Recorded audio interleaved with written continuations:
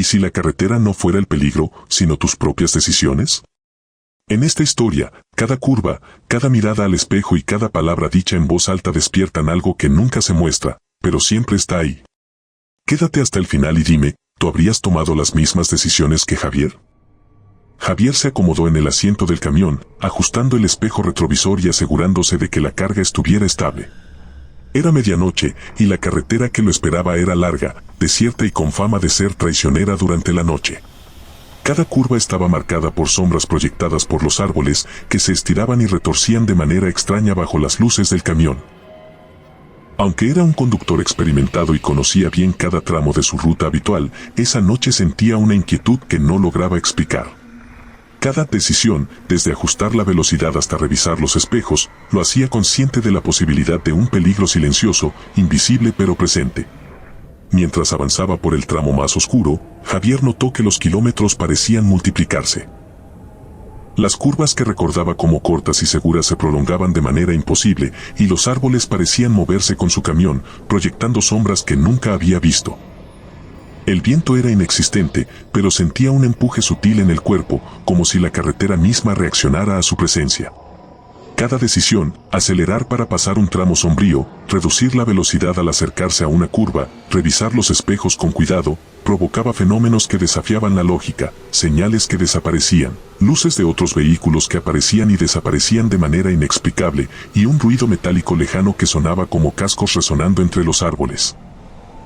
Javier encendió la radio para intentar distraerse, pero la estática intermitente parecía intensificarse con cada decisión.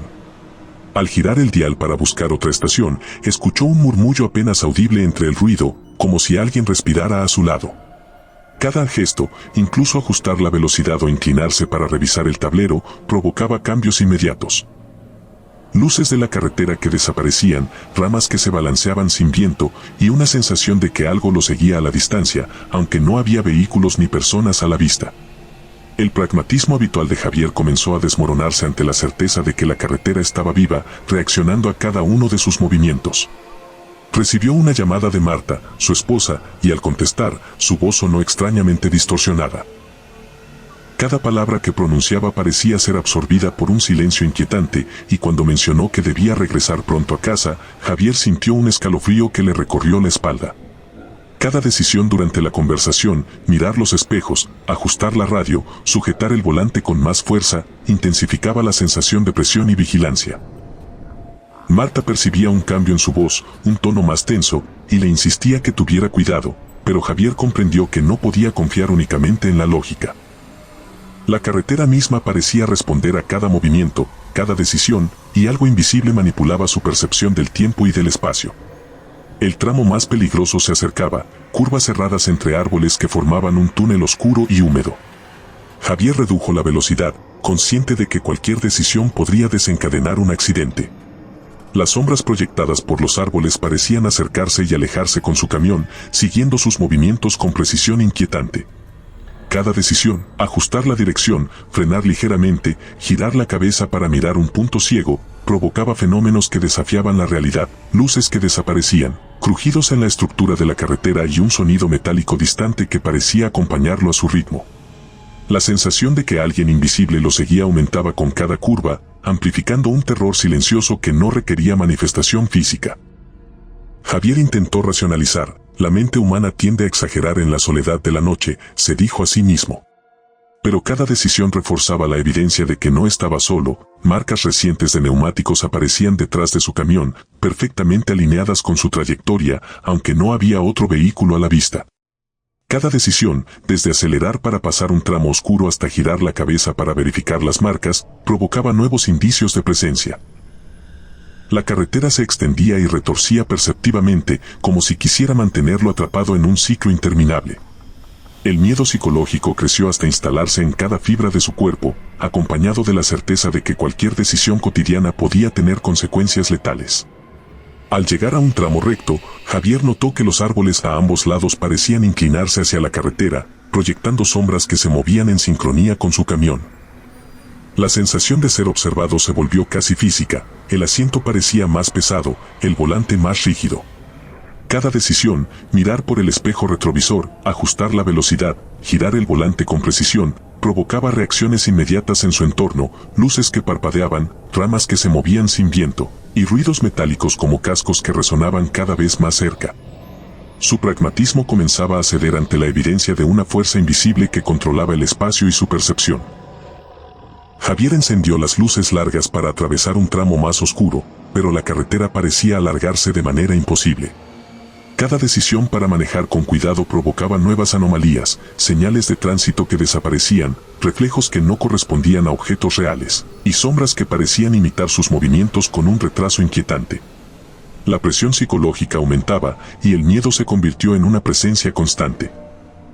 El camionero veterano, acostumbrado a enfrentarse a la noche, comprendió que la entidad que lo acechaba no necesitaba mostrarse para ser letal, bastaba con manipular cada decisión y amplificar la percepción de peligro. Al pasar por un tramo donde la carretera se estrechaba y los árboles cerraban el paso, Javier notó un movimiento sutil a un costado, como si algo invisible rozara la estructura metálica del camión. Cada decisión para mantener el control. Sujetar con fuerza el volante, reducir la velocidad, ajustar los espejos, provocaba nuevas reacciones, ruidos que parecían pasos resonando detrás de él, luces que desaparecían por segundos y sombras que se alargaban de manera antinatural. La sensación de ser seguido y manipulado se volvía cada vez más intensa, y el terror psicológico comenzó a dominar su mente, convirtiendo la experiencia en una pesadilla consciente de la que no podía escapar. Mientras avanzaba, Javier intentó distraerse contando los kilómetros que pasaban, pero la carretera parecía repetirse, los mismos árboles aparecían en patrones imposibles. Cada decisión, mirar el odómetro, ajustar la velocidad, responder otra llamada de Marta, intensificaba las anomalías. La percepción de tiempo se deformaba, minutos que parecían horas, sombras que se movían anticipando sus movimientos, y ruidos metálicos que retumbaban a su ritmo. La certeza de que algo invisible manipulaba su entorno y su mente se volvió innegable. La carretera, su aliada durante años, se había transformado en un escenario de terror psicológico donde cada decisión era un gatillo para la presencia del charro negro. Javier aceleró un poco, intentando dejar atrás la sensación de persecución, pero cada kilómetro que avanzaba parecía prolongarse más de lo normal. La carretera se curvaba y rectificaba con un ritmo que no recordaba, y las sombras de los árboles seguían moviéndose de manera sincronizada con su camión, como si calcularan cada uno de sus gestos. Cada decisión, desde girar la cabeza para verificar los espejos hasta apretar ligeramente el freno al entrar en una curva, provocaba nuevas anomalías. Señales que desaparecían, luces que se alejaban y volvían, y el sonido metálico de cascos que resonaba justo detrás de él, aunque no había nadie visible. La presión psicológica se volvía insoportable, y la lógica y experiencia acumulada de años al volante comenzaban a desmoronarse. Decidió encender todas las luces auxiliares para tener mayor visibilidad, pero la carretera se volvió más difusa y distorsionada, como si la distancia y la perspectiva se hubieran alterado. Cada decisión de ajustar la velocidad o verificar el tablero provocaba nuevas sensaciones. El volante parecía más pesado, el asiento más rígido, y la sensación de ser empujado hacia un costado se hacía tangible. Javier sentía la presencia detrás de él como un espectro que se alimentaba de su miedo y de cada decisión cotidiana que tomaba, reforzando la idea de que no podía escapar del control invisible que ejercía el charro negro sobre la ruta. En un tramo especialmente oscuro, Javier frenó en seco al notar algo extraño en el pavimento. Al mirar por los espejos retrovisores, vio marcas que no correspondían a neumáticos de camión, huellas humanas, alargadas y desproporcionadas, aparecían siguiendo la trayectoria exacta de su vehículo. Cada decisión de inclinarse, revisar el tablero, o mirar los espejos intensificaba la impresión de que alguien lo acompañaba en silencio. La carretera ya no era un simple camino. Se había convertido en un escenario donde cada gesto era observado y manipulado, y donde la lógica se rendía ante un terror psicológico que superaba la comprensión. Javier intentó calmarse llamando a Marta, su esposa, y escuchó su voz al otro lado del teléfono. Sin embargo, cada palabra pronunciada parecía distorsionada, como si la llamada misma estuviera intervenida por la presencia invisible. Cada decisión durante la conversación, responder, mirar los espejos, mantener la vista en la carretera, provocaba nuevas perturbaciones, luces que se apagaban, sombras que se deformaban y ruidos metálicos que resonaban de manera irregular. Javier comprendió que no había manera de usar la lógica para superar la situación. La carretera y el entorno reaccionaban a cada acción, como si estuvieran diseñados para mantenerlo atrapado bajo la influencia del charro negro. A medida que se acercaba al final del tramo desierto, Javier notó cómo la carretera parecía extenderse más allá de lo conocido, cada curva más larga y cada sombra más inquietante. La presión psicológica se volvió insoportable, su experiencia y pragmatismo ya no bastaban para contrarrestar la manipulación invisible de la entidad que lo acompañaba sin mostrarse. En el último tramo, Javier decidió reducir la velocidad y concentrarse solo en mantener el camión en el centro del carril. La carretera se volvió más estrecha, los árboles se inclinaban hacia adentro y las sombras proyectadas por las luces se alargaban de manera antinatural.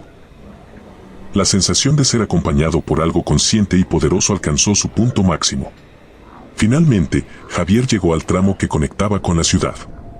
Respiró profundo, aliviado por reconocer las primeras luces de las casas y el pavimento conocido, pero la calma fue breve.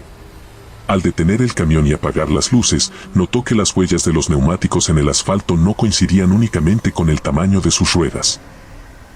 Junto a ellas, había marcas que semejaban pasos humanos, perfectamente alineadas con la trayectoria del camión. Cada decisión tomada durante la ruta había dejado evidencia de la presencia invisible que lo había seguido, un acompañante silencioso que jamás necesitó mostrarse para imponer terror. Javier bajó del camión, temblando, y se quedó unos segundos observando el pavimento. Cada huella parecía moverse ligeramente bajo la luz de la farola cercana, aunque sabía que eso era solo su percepción distorsionada por el miedo. Marta lo llamó de nuevo, preocupada, y su voz lo ancló brevemente a la realidad. Sin embargo, Javier sabía que la experiencia había dejado una marca permanente, el charro negro no necesitaba manifestarse, porque la manipulación de decisiones, la deformación perceptiva del entorno y el terror psicológico eran suficientes para demostrar su poder. El camionero veterano comprendió que nunca volvería a sentir la carretera de la misma manera. Cada tramo oscuro, cada curva inesperada y cada sombra proyectada por los árboles lo harían recordar la noche en que una presencia invisible había seguido cada uno de sus movimientos. Aunque hubiera llegado a casa sano y salvo, el recuerdo de los pasos humanos junto a las huellas de sus neumáticos sería un recordatorio constante de que la entidad podía acechar sin aparecer, controlando cada decisión y generando un terror silencioso, implacable y irrepetible. Los días siguientes, Javier revisaba mentalmente cada viaje nocturno, consciente de que cualquier tramo desierto podía ser un escenario donde el charro negro ejerciera la misma influencia invisible. Incluso la rutina de su trabajo dejó de ser segura, acelerar en curvas, mirar los espejos, contestar llamadas y ajustar la radio eran decisiones que podrían activar la presencia sin necesidad de manifestarse físicamente. La carretera se convirtió en un espacio psicológico, donde el miedo no dependía de la vista, sino de la certeza de que la entidad podía manipular la percepción y el entorno de manera silenciosa y constante. Javier nunca habló del suceso con colegas ni con otros camioneros, sabía que nadie comprendería que el peligro no se veía, que el terror residía en la manipulación de decisiones cotidianas y en la percepción alterada del entorno. Cada decisión durante la conducción se volvió un ejercicio de prudencia absoluta, consciente de que la presencia podía seguirlo en cualquier carretera desierta. Marta percibía su inquietud en llamadas posteriores, y Javier solo podía explicarse con un estremecimiento interior que el charro negro había marcado esa ruta y cada kilómetro, dejándole evidencia silenciosa en las huellas que parecían pasos humanos junto a sus neumáticos. Al final, la historia de la noche en que la carretera parecía viva se convirtió en un recuerdo indeleble. Javier comprendió que no era necesario ver al charro negro para sentir su poder, bastaba con la manipulación de decisiones, la distorsión de la percepción y la certeza de un acompañante invisible que convertía cada viaje nocturno en una experiencia de terror psicológico persistente. La carretera, las sombras, los crujidos y las huellas serían para siempre un recordatorio de que una entidad invisible puede acechar con eficacia incluso a los más experimentados, controlando su entorno sin necesidad de manifestarse físicamente. Rogelio Márquez llevaba más de 30 años trabajando en el archivo municipal, y si algo había aprendido en ese tiempo era que el polvo no solo se acumulaba sobre el papel, sino también sobre la memoria. Las estanterías altas, de madera oscura y vencida, crujían como si protestaran cada vez que él retiraba una caja olvidada. Aquella noche, como tantas otras, había decidido quedarse después del horario oficial para avanzar con la catalogación de documentos del siglo XIX que nadie reclamaba. No lo hacía por vocación romántica ni por curiosidad histórica, lo hacía porque la rutina lo tranquilizaba y porque el silencio del edificio, una vez que todos se iban, le resultaba cómodo, predecible, casi doméstico. Fue en una de esas cajas sin rotular donde encontró las actas notariales. Eran legajos gruesos, atados con hilo ennegrecido, con fechas que se repetían de forma irregular entre 1872 y 1891. Al principio no le llamó la atención el contenido: accidentes en un tramo de camino rural, muertes atribuidas a caídas de caballo, desapariciones durante traslados nocturnos, carros volcados sin explicación clara. Lo inquietante apareció después, cuando comenzó a notar un patrón en los nombres. En cada acta, el responsable o la causa directa figuraban tachados con una tinta más oscura, como si alguien hubiera querido borrar algo con furia contenida. En algunos casos, el espacio estaba reemplazado por un símbolo torpe; en otros, simplemente había un vacío incómodo, un silencio documental que no se explicaba por censura oficial alguna. Rogelio se inclinó más cerca de la lámpara de escritorio, ajustándose los lentes con un gesto automático. No era la primera vez que veía nombres omitidos en documentos antiguos, pero sí era la primera vez que la omisión parecía deliberadamente consistente. Pasó las páginas con cuidado y notó que la tinta de los tachones no siempre coincidía con la del resto del texto. Algunos parecían añadidos posteriores, como si alguien hubiera regresado años después a borrar lo que antes se había permitido escribir. El archivista sintió una leve incomodidad, un cosquilleo en la nuca que atribuyó al cansancio, y anotó una referencia en su cuaderno para revisar esos legajos con más detalle al día siguiente.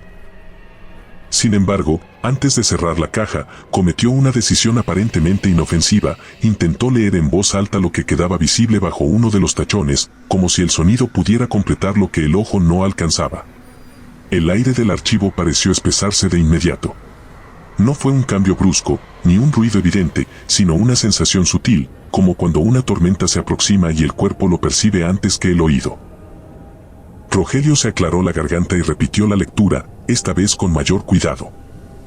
No llegó a pronunciar nada coherente; la palabra se le desarmó en la boca, convertida en una sílaba sin forma. Atribuyó el tropiezo a la sequedad del ambiente y siguió trabajando, pero algo había cambiado. La lámpara parpadeó una vez, apenas un pestañeo eléctrico, y cuando volvió a mirar el acta, juraría que el tachón se había oscurecido un poco más, como si hubiera absorbido la atención que él le había dedicado. Inés Márquez conocía ese archivo desde niña. Mientras otros niños esperaban a sus padres en la calle, ella pasaba las tardes sentada frente a un escritorio secundario, escuchando el sonido de las hojas al pasar y el rasgueo constante de la pluma de su padre.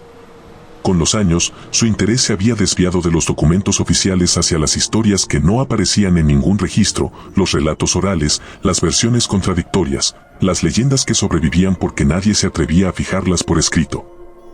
Cuando Rogelio le habló de las actas tachadas, Inés no se sorprendió; al contrario, sintió una excitación contenida que la llevó a desempolvar cuadernos de entrevistas realizadas años atrás en el mismo pueblo. Al revisar sus notas, encontró algo que había pasado por alto en su momento. Los ancianos del lugar, al referirse a los accidentes del camino rural, evitaban siempre un nombre concreto. Usaban rodeos lingüísticos, apodos que variaban según el hablante, pero que coincidían en una cosa: ninguno pronunciaba directamente al charro negro. En su lugar decían el hombre del reverso, el que cobra sin ver, el jinete sin voz. Inés había interpretado eso como un simple recurso supersticioso, una manera de mantener viva la leyenda sin nombrarla. Ahora, al cruzar esa información con los documentos de su padre, sintió una incomodidad distinta, más profunda, como si ambas fuentes se estuvieran vigilando entre sí. Decidió acompañar a Rogelio una noche al archivo. La excusa fue ayudarlo a digitalizar los documentos, pero en realidad quería observar el lugar cuando el silencio se volvía absoluto. Mientras trabajaban, Inés grababa notas de voz en su grabadora portátil, comentando las coincidencias entre las actas y los testimonios orales. Fue entonces cuando notó algo extraño en las grabaciones. Pausas prolongadas donde sabía que había hablado, silencios densos que no correspondían a interrupciones voluntarias. Al reproducir el audio, su propia voz desaparecía justo al mencionar alguno de los apodos. No había estática ni error técnico evidente, simplemente el sonido se cortaba, como si alguien hubiera borrado esas palabras con una tijera invisible. Rogelio intentó restarle importancia al hallazgo, pero no pudo evitar sentir una inquietud creciente. Cada vez que tocaba uno de los documentos más antiguos, notaba que sus dedos quedaban manchados con un residuo oscuro, como polvo húmedo. Al principio pensó que se trataba de moho, pero al observar con atención, vio que el papel mismo parecía envejecer bajo su contacto. Las esquinas se volvían quebradizas, la tinta perdía definición y los tachones adquirían una textura irregular, casi orgánica.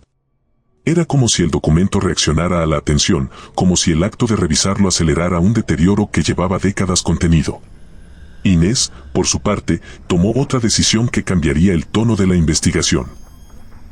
Decidió preguntar directamente a uno de los ancianos por el nombre verdadero del charro negro.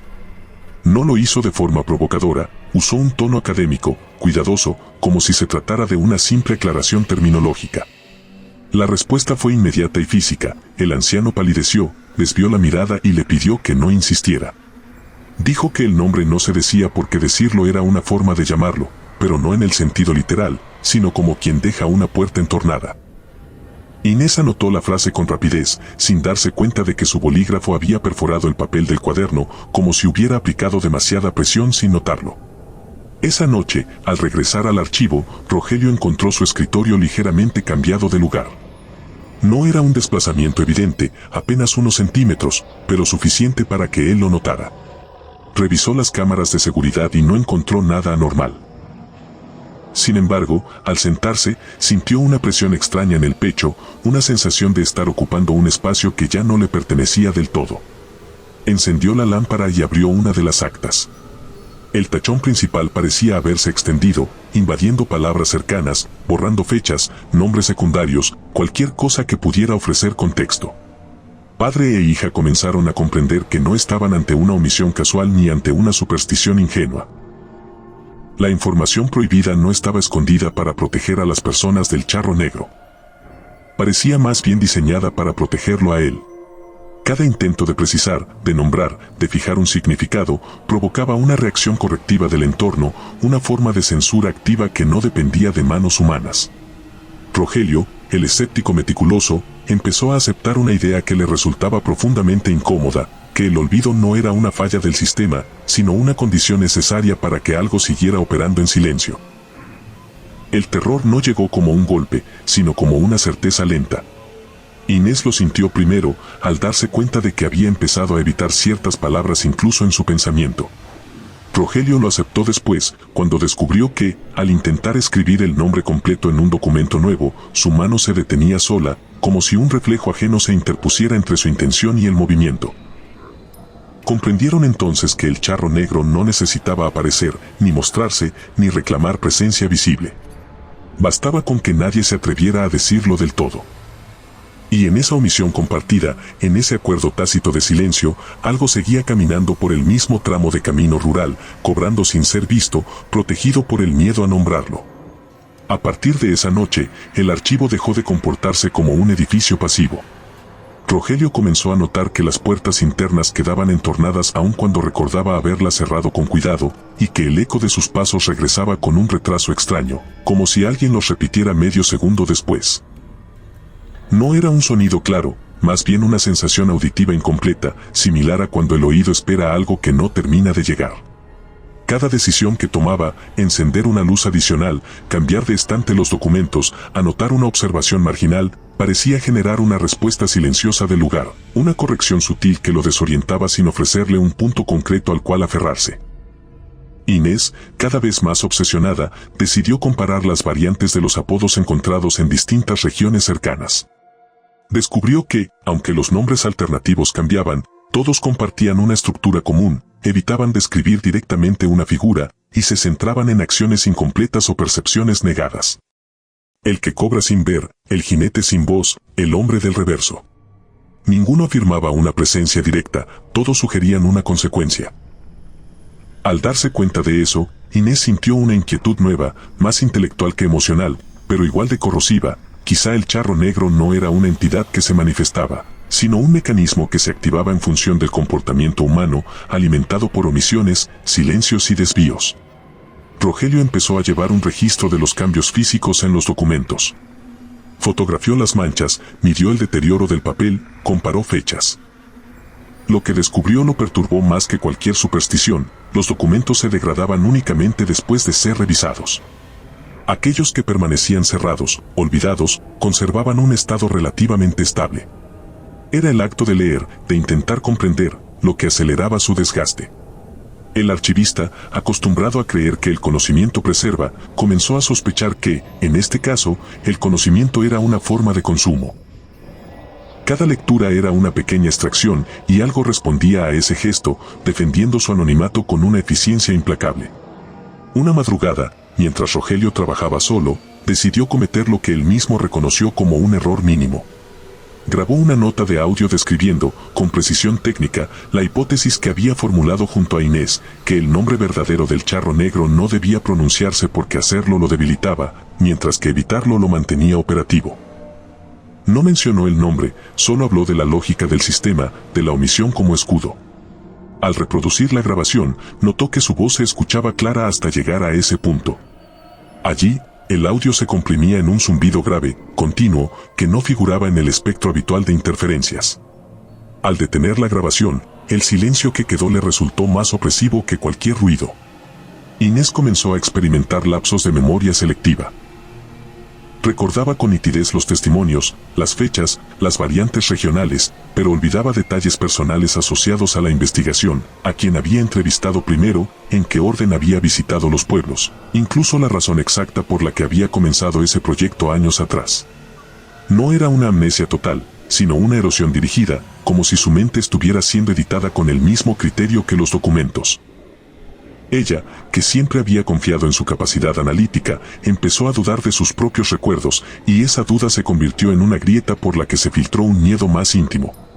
La tensión entre padre e hija creció cuando Inés propuso publicar sus hallazgos de manera anónima, sin nombres ni referencias explícitas. Rogelio se opuso con una vehemencia que sorprendió a ambos. No se trataba de censura académica ni de prudencia institucional, era un rechazo visceral, casi físico. Él sentía, aunque no podía demostrarlo, que fijar esa información, aunque fuera de forma indirecta, equivaldría a reforzar el patrón. Que incluso hablar del mecanismo era una forma de participar en él. La discusión terminó en silencio, con ambos conscientes de que algo más estaba influyendo en sus decisiones, empujándolos hacia la autocorrección constante. El punto de quiebre llegó cuando Rogelio encontró un documento que juraba no haber visto antes. No figuraba en ningún inventario y estaba colocado en una caja ya revisada. Era una hoja suelta, sin fecha clara, escrita con una caligrafía irregular. No había tachones, solo espacios en blanco deliberados. El texto describía un accidente en el mismo camino rural, pero lo hacía en futuro, no en pasado. Hablaba de un hombre que regresaba tarde, de una decisión mínima tomada por cansancio y de un cobro que no se veía venir. Rogelio sintió un escalofrío seco al darse cuenta de que la descripción coincidía, en detalles inquietantes, con su propio trayecto nocturno de regreso a casa. Inés, al leer el documento, comprendió algo que había estado evitando aceptar. El charro negro no era solo una figura legendaria ni una presencia regional, era una estructura narrativa que se actualizaba con cada omisión exitosa. No necesitaba ser recordado de la misma forma, necesitaba ser evitado. Cada vez que alguien elegía no preguntar, no nombrar, no registrar, el patrón se reforzaba. La entidad, si podía llamarse así, no castigaba la curiosidad directa, sino la duda tibia, el gesto a medias, la decisión de mirar hacia otro lado para seguir funcionando con normalidad. Padre e hija tomaron entonces una decisión final, consciente de que cualquier elección tendría consecuencias. Rogelio archivó los documentos en una sección inaccesible, sin catalogar, sellada bajo un código interno que solo él conocía. Inés destruyó sus grabaciones y notas más explícitas, conservando apenas un esquema mental que sabía que se erosionaría con el tiempo. No lo hicieron por miedo inmediato, sino por una comprensión más aterradora, que preservar esa información era una forma de colaboración involuntaria. Al optar por el silencio, no sentían que estuvieran venciendo al charro negro, sino que estaban aceptando las reglas de su permanencia. Con el paso de los meses, los síntomas disminuyeron.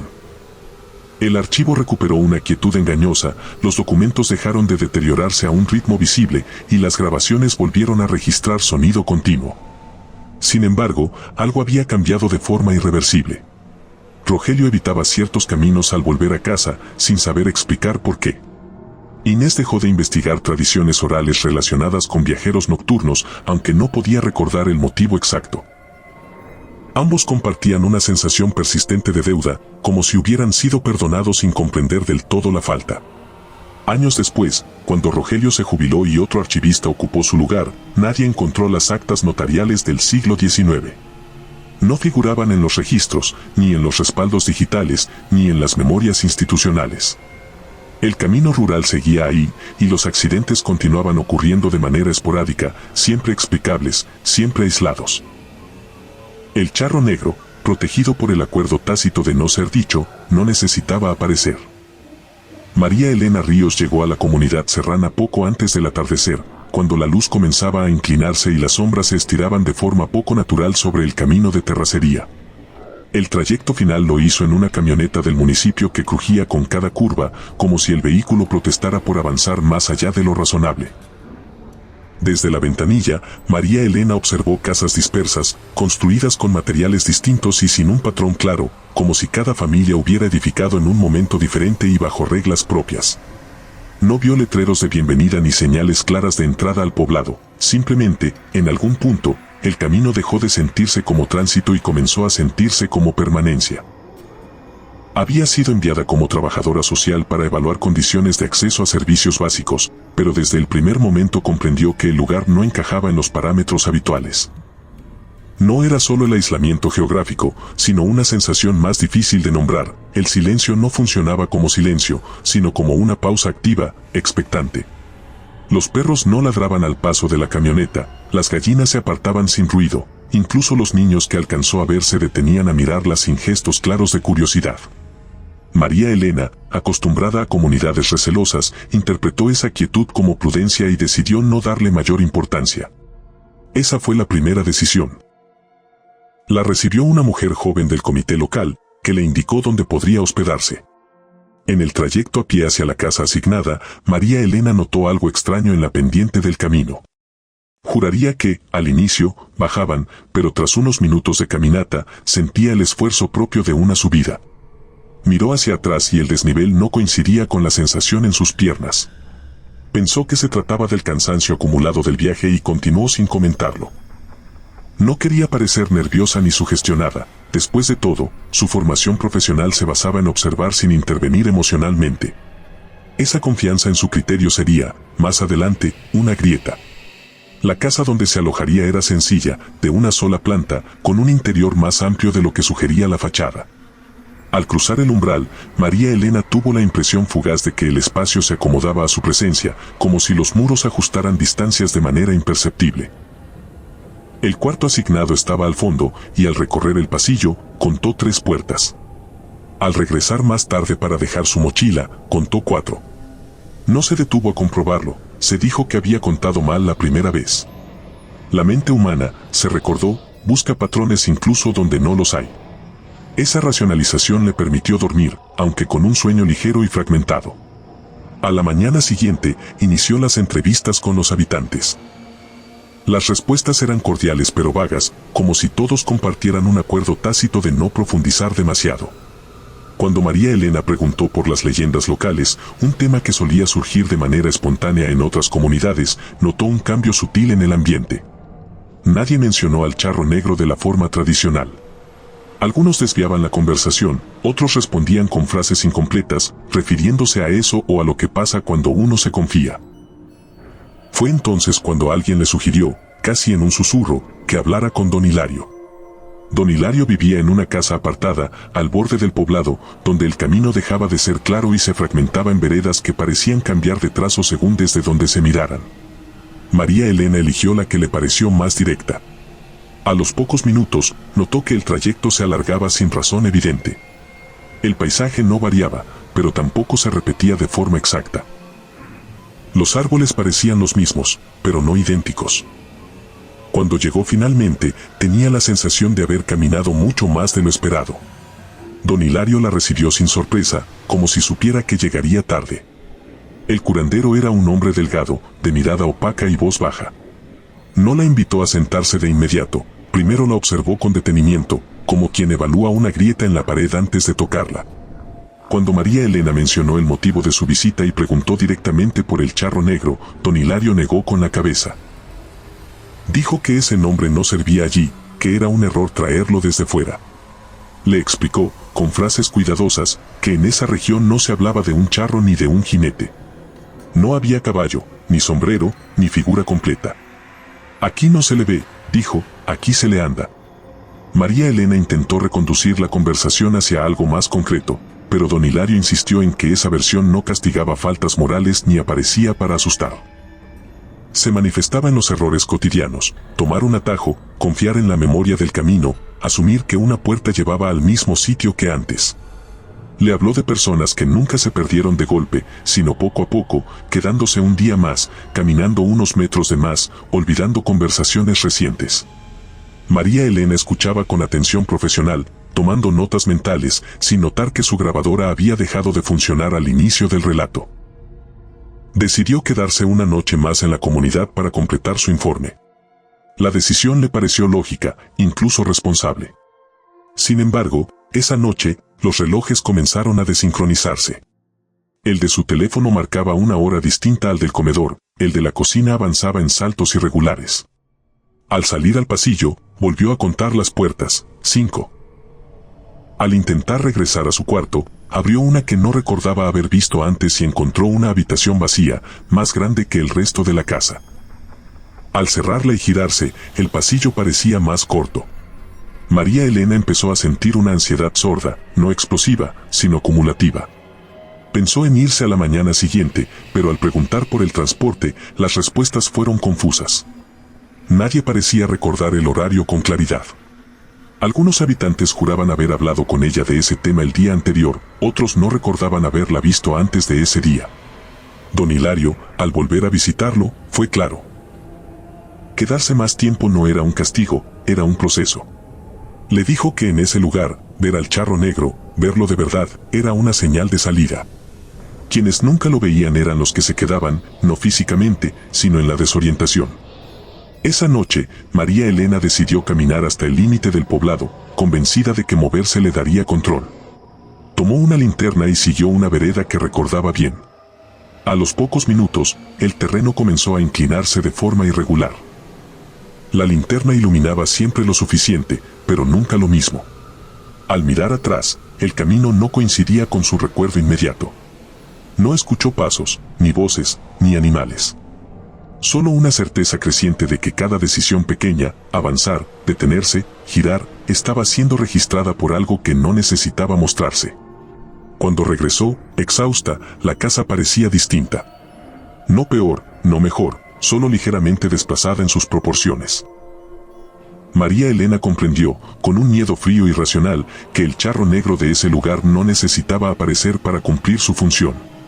Bastaba con que ella siguiera creyendo que entendía el entorno.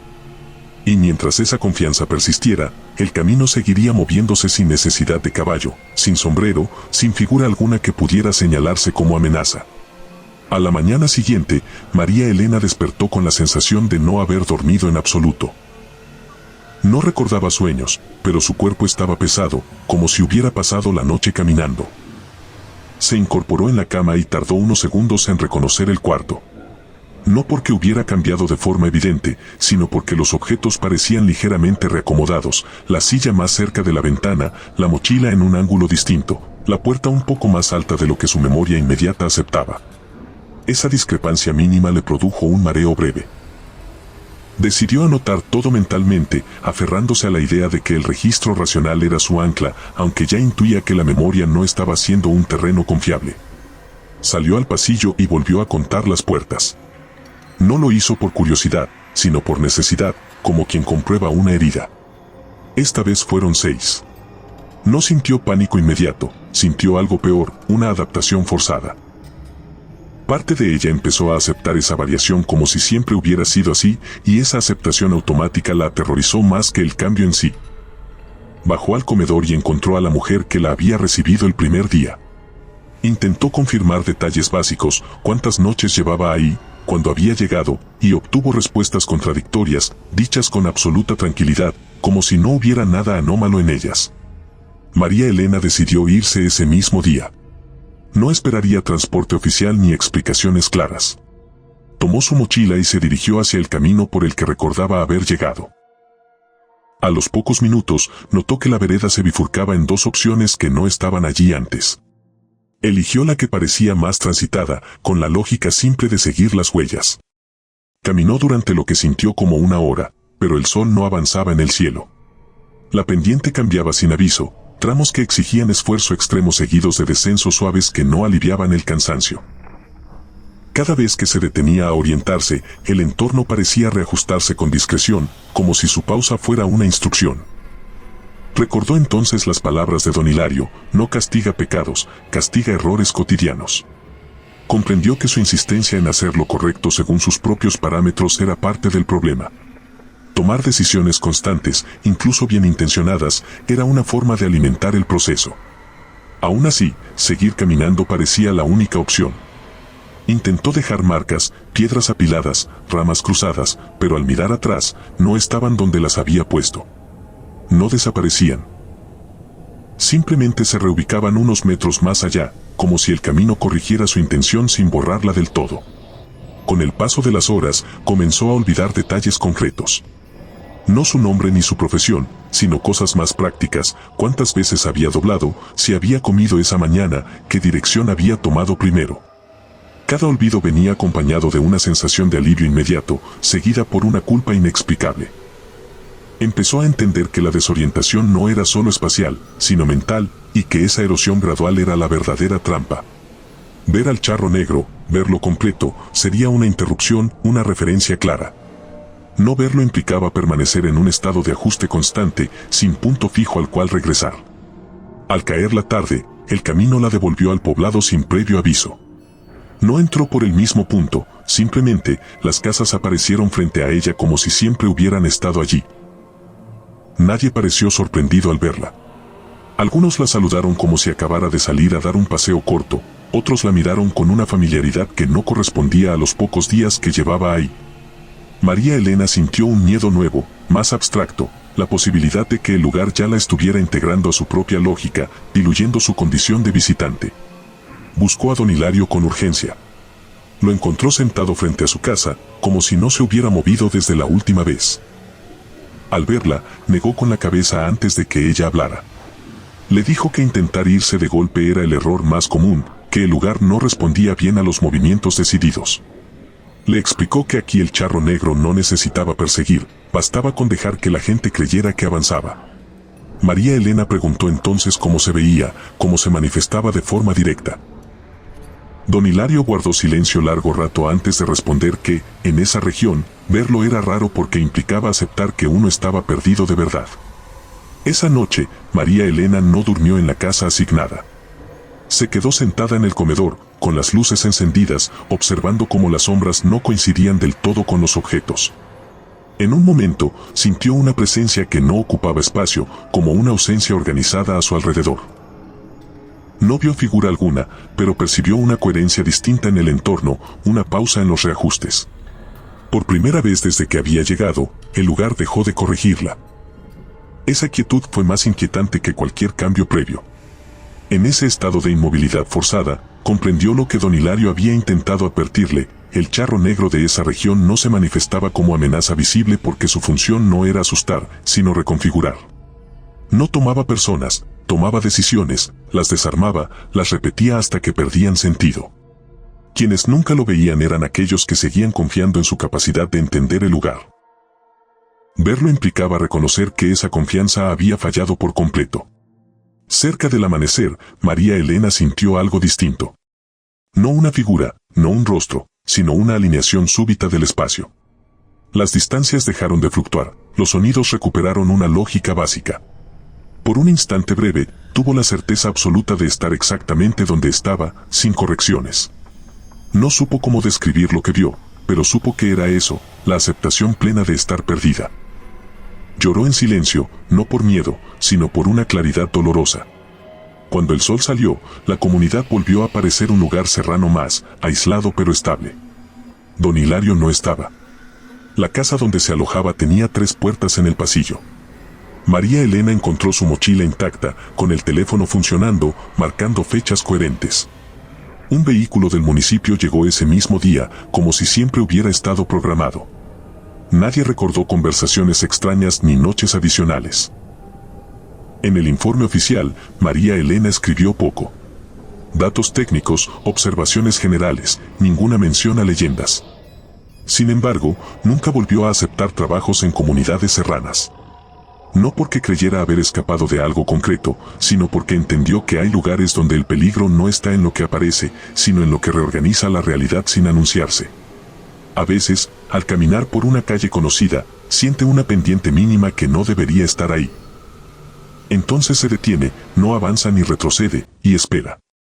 Porque aprendió que, donde el charro negro no usa sombrero, moverse sin entender es la forma más rápida de no regresar.